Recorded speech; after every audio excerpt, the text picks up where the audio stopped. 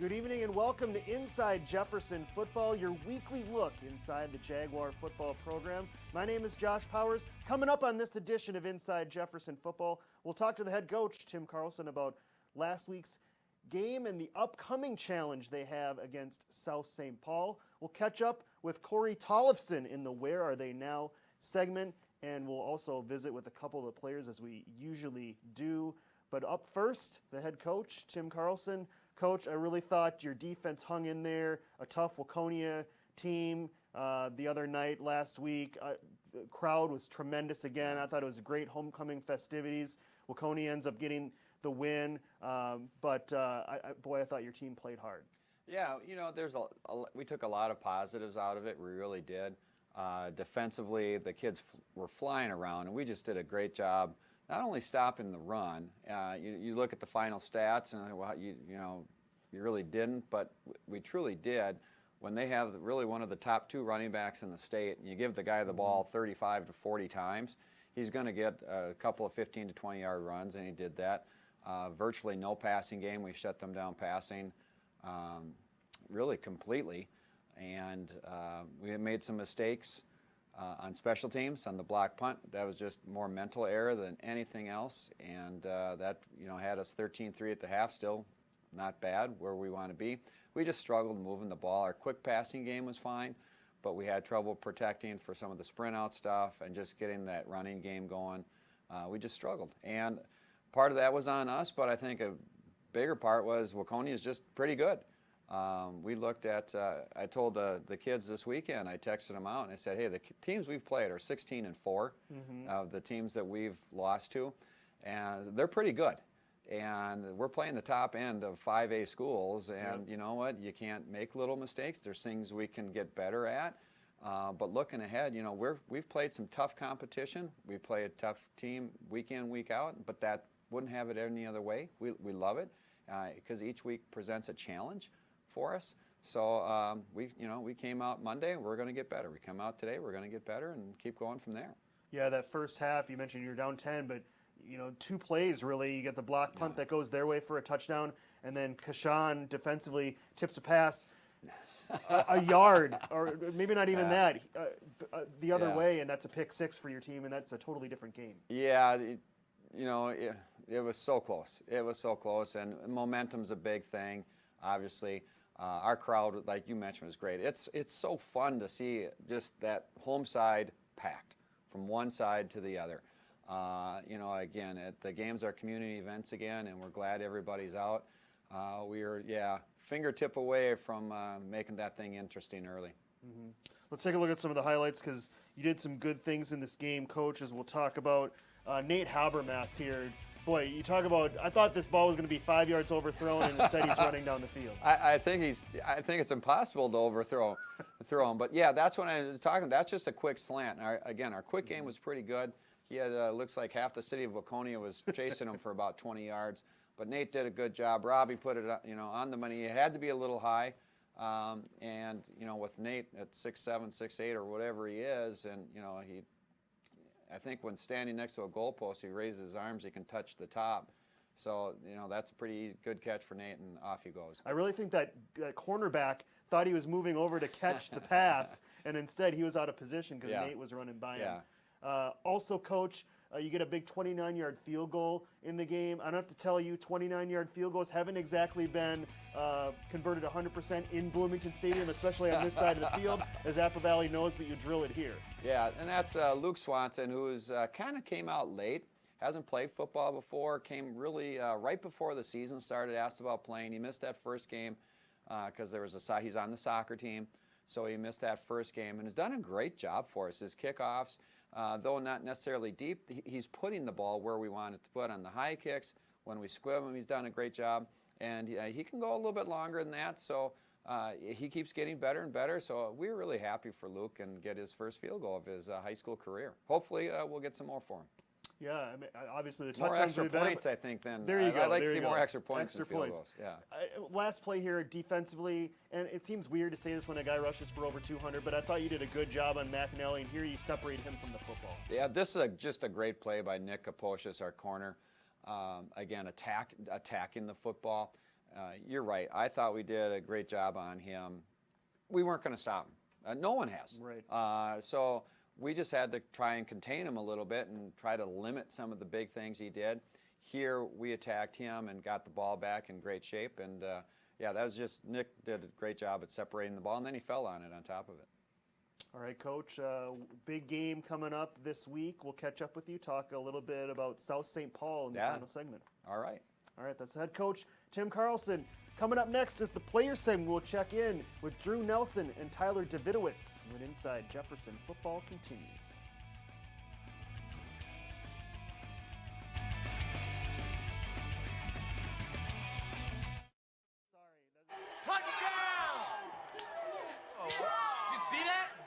We scored? Yeah, we scored. We're going to the playoffs. I can't believe I missed that. Every time I'm buzzed, I spend too much time on my phone. What? I should take your phone away. No. I'll call for a ride. Hey, why does my face look like that? I'm playing with these new face filters. Okay, you know what? Yep, that's mine. I'm going to need that back. No. Kevin!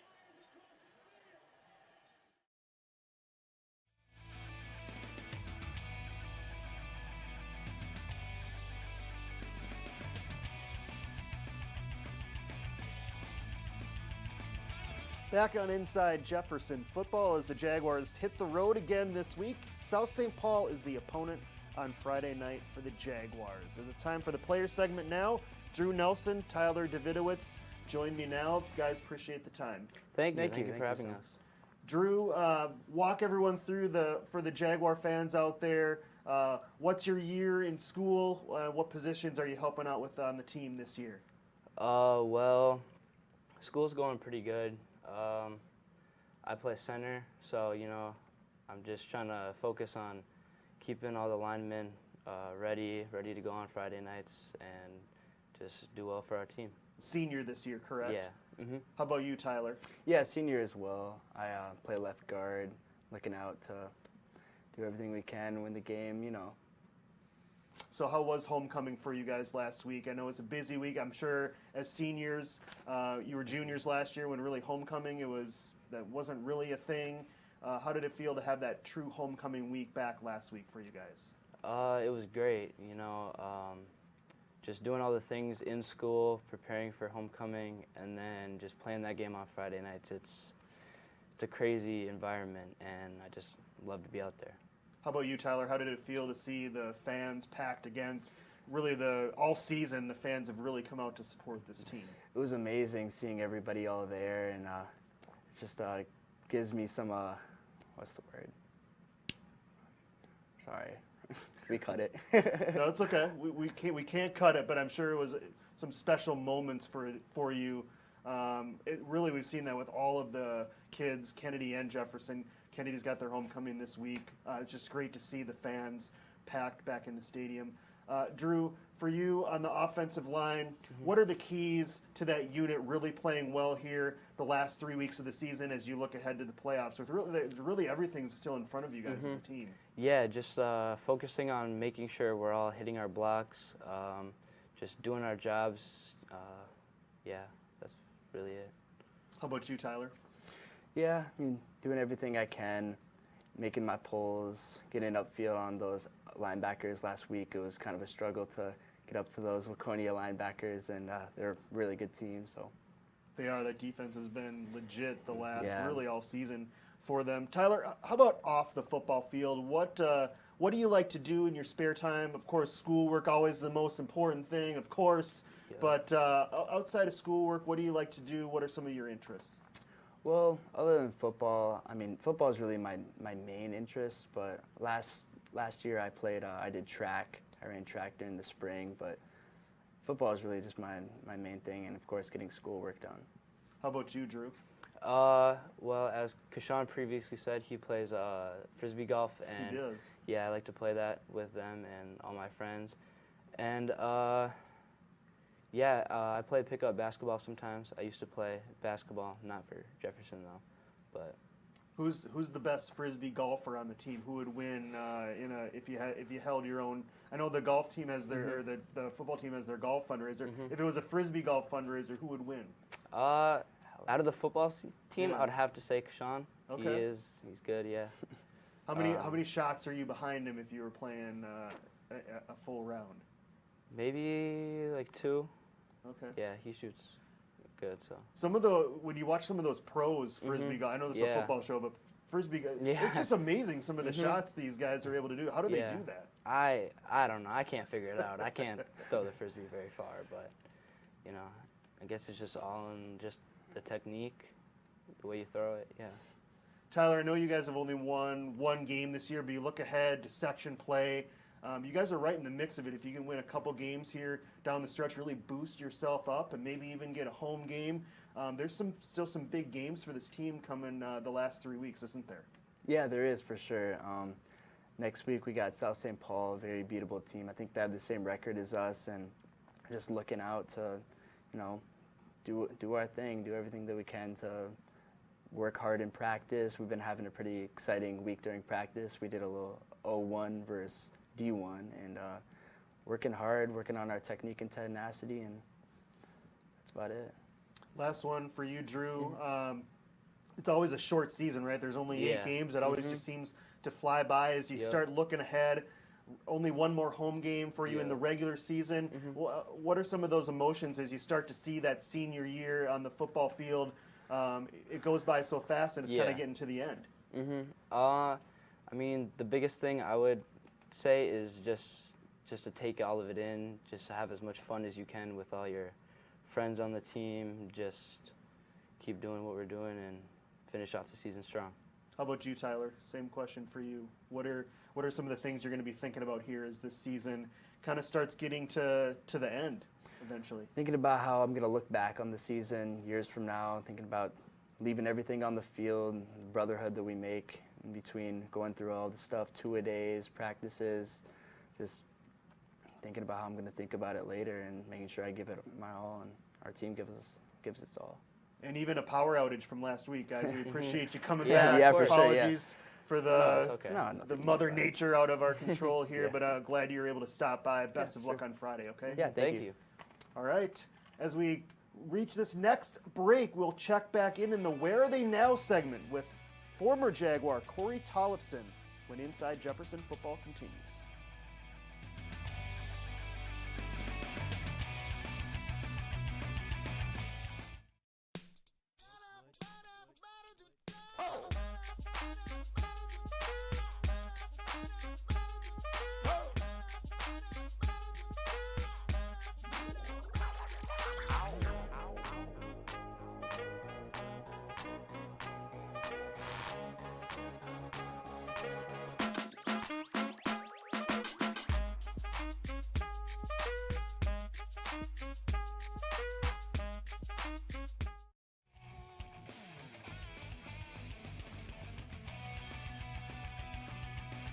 Back on Inside Jefferson Football, the Jaguars have a road test against South St. Paul on Friday night, 7 o'clock start for the Jaguars on the road. Time for the Where Are They Now segment.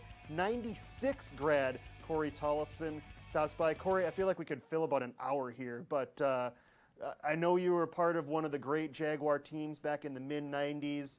Just seems like so many former players from that era have stopped by. Talk everybody through how you were a part of that team and how you contributed. Well, first of all, I just want to say thanks for having me. I can think of a lot more talented football players than myself to be here tonight, so thanks for engaging me. But yeah, I was part of the 1994 championship team, played mainly special teams. You know, that team was led by guys like Brant Grimes and Kenyatta Bolden and folks of that nature. And then the following year, we had a great team as well. Doug Hoffert, Paul Kane, Nick Mertz, just a talented team. And we didn't make it to state, but we still had an amazing run. And speaking of amazing, you've done some amazing things after Jefferson. That's where I want to spend the bulk of the time. Let's walk us through, where did you go after Jefferson High School, and then off the field, post high school. You've been maybe one of the most successful Jaguar alum of that era. Well, I appreciate you saying that. I was one of the kids that after school, besides working out and weight training, I identified this new emerging technology called the internet. Weird. Is that still around? Yeah, exactly. So in 1995, it was really new, and so, in fact, it was so new I had to pay $1 every 15 minutes at the library just to be able to use the technology. But I was addicted and I was hooked, and I to this day I still do a lot with internet and businesses that run on the internet. So I don't know if that answers your question, Josh, or. It does. So much more to get into. You're still associated with the game of football, maybe not tackle football, but talk everyone through how you're still involved with football. Yeah, so I just got back to your question. So after college or after high school, I went to St. Cloud State University, graduated with a degree in marketing and a minor in computer science, and worked for a company called Anderson Consulting, which became Accenture. My first company was with a company called Retech, which was a software company, which was acquired by Oracle, and was the divisional head at Oracle for a long time, and went off to Infor, which is a Manhattan company.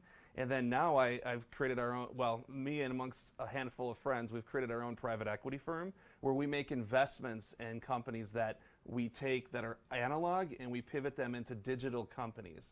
And so one of the companies that we own is a company called Gridiron Football. And Gridiron Football is the largest non-contact football league in America. And we're based at 101 Cowboys Way in Dallas. And so we have an office next to Jerry Jones. And we're excited because we started this company 12 months ago, and we're doing pretty good. I mean, we have about 100,000 kids playing across the country in our league. What has been some of the keys? I know we were talking off air, but the lessons you learned in football at the high school level playing, talk about how those lessons have helped you be so successful in the business. Yeah, I didn't tell Coach Carlson this, but after that junior year where we made it to the state tournament, it was such a great time to get to that state tournament. There was a part of me that didn't want to come back. I literally thought, hey, that was like the mountaintop. Why come back for a senior year? And Coach Carlson, Coach Bird, they took me aside and they said, do this for your friends, do it for the experience. And I'm glad I came back because it was an amazing senior year. Like I said, Doug Hofford, Paul Kane, all these guys were great to work with. And just the smell I can still smell the fresh grass. I can still hear the marching band. I can still see the cheerleaders. I can still see my girlfriend waving, from the stands.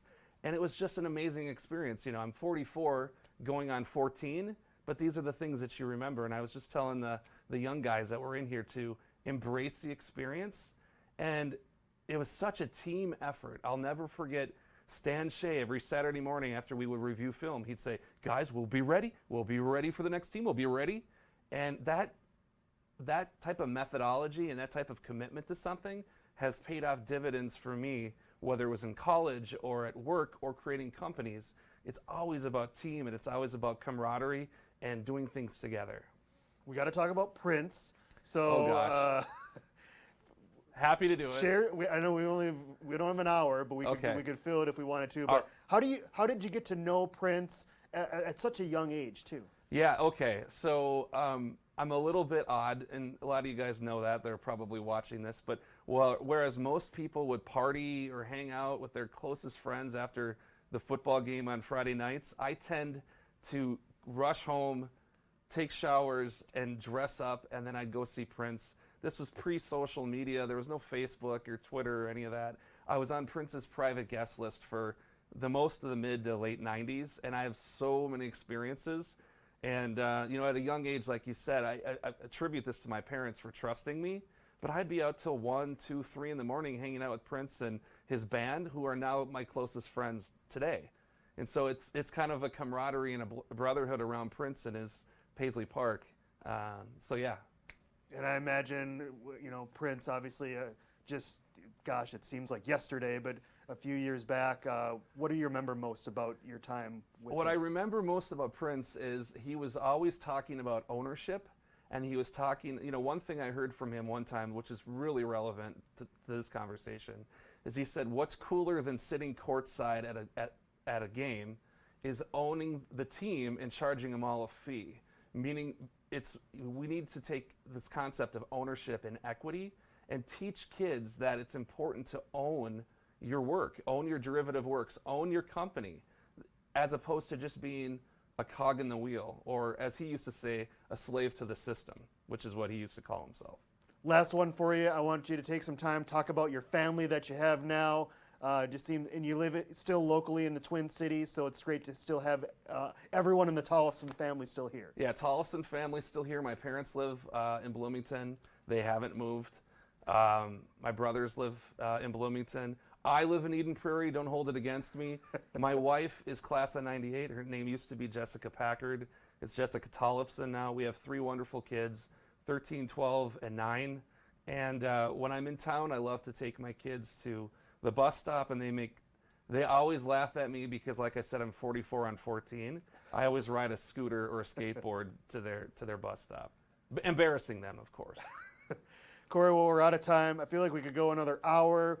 Love to have you back. We can talk about Dante Culpepper and many other things on the next time, but congrats on all the success. Best of luck as you continue your journey with your family, okay? I appreciate it. Thank you. All right, that's Corey Tollefson, class of 1996. Back for one final segment, the head coach, Tim Carlson, will join me on Inside Jefferson Football when we continue.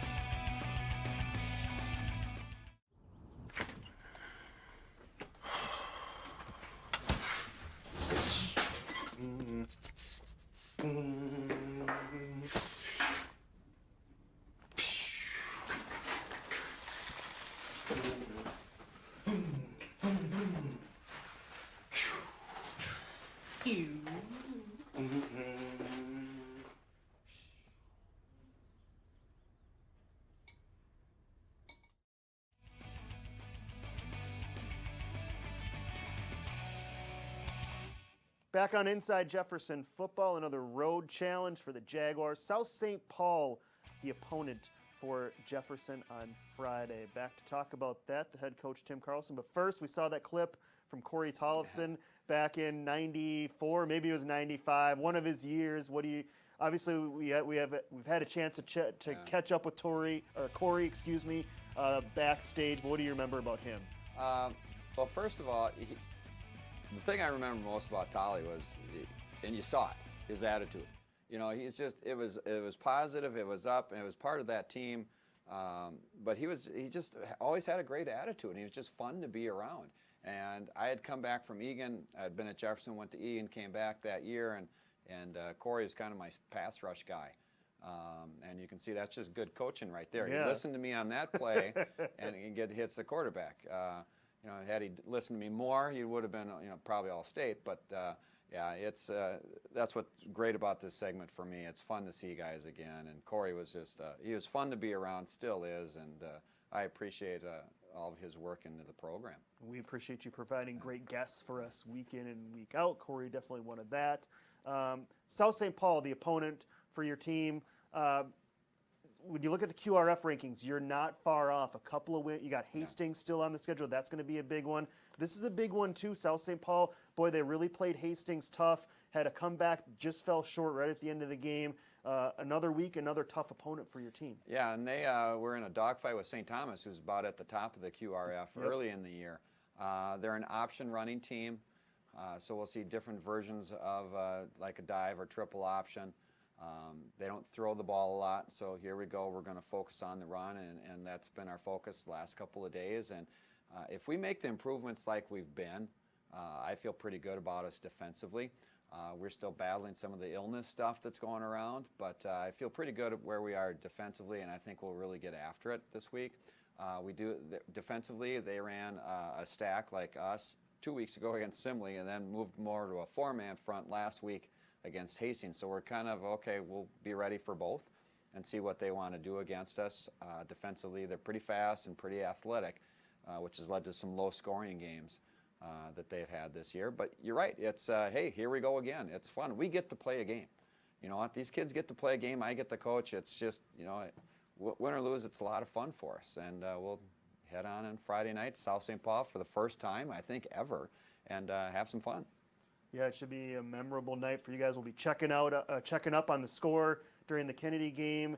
Hope you guys get a big win and back home for one more final home game the following week. That, we're looking forward to it. Looking forward, obviously, Hastings and senior night will be a lot of fun, and hopefully we have a playoff game or two at home as well. All right, we'll see. A win Friday would go a long way in making that a reality. Coach, best of luck. We'll see you back next week for Inside Jefferson Football. All right. All right, that's the head coach, Tim Carlson. Again, the Jaguars take on South St. Paul on Friday night, 7 o'clock start. Head on out to South St. Paul. It's not that far of a drive. Check out the Jaguars. Hopefully cheer them on to a big victory. That'll wrap it up for this edition of Inside Jefferson Football. For our entire crew, this is Josh Powers saying good night from our studios.